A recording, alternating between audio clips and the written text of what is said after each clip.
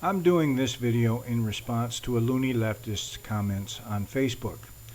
They have me in Facebook jail for another 5 days. I guess they don't like jokes about robots and John Connor. Have you ever wondered what happens when innocent lives become pawns in a deadly game? I'm going to be deep diving into a controversial topic that many avoid discussing: war, innocence, and the harsh realities behind them. Is it fair to blame combatants when children are caught in the crossfire? Let's unpack this together.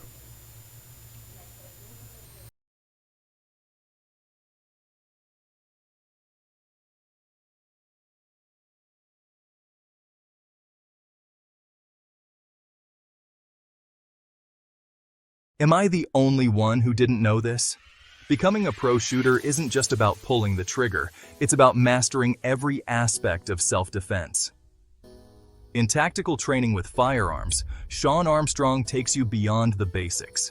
From choosing the perfect self-defense firearm and holster to honing your shooting skills, this book covers it all. Sean's lifelong dedication to self-defense shines through as he breaks down the essentials like ammunition selection, close quarters combat techniques, and integrating combatives into your training. But that's not all. He even dives into the nitty-gritty of today's firearm and gear options, helping you make smart purchase decisions tailored to your lifestyle. The best defense is being prepared, and with Sean Armstrong's expertise, you'll be ready to protect yourself and your loved ones in any situation. So, are you ready to transform from a sheep to a sheepdog? Grab your copy now and start your journey to becoming a proficient shooter today.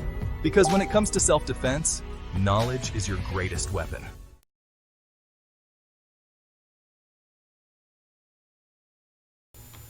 War is never black and white. It's a chaotic dance where decisions made on one side can have devastating consequences on another. But let's be clear, combatants often exploit vulnerabilities. In conflict zones, some factions use civilians as shields. This tactic complicates military responses and puts innocents at risk. Imagine being a soldier faced with an enemy who hides behind children. This was my reality during my deployment in Iraq. Here's how it works. Armed groups send children out with makeshift explosives or weapons. The intent? To deter attacks from opposing forces due to moral implications. When does fighting for your cause turn into terrorism? One major distinction lies in how lives lost are honored. Martyrs versus terrorists. Who decides? Supporting those who use violence against innocents raises ethical questions. So what happens next if you support tactics that put innocent lives at risk?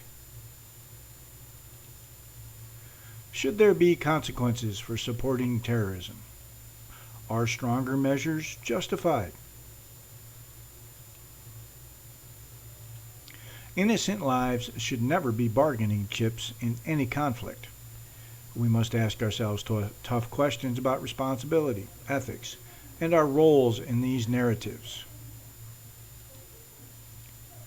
What do you think about using children as shields in warfare? How should we address those who support such tactics?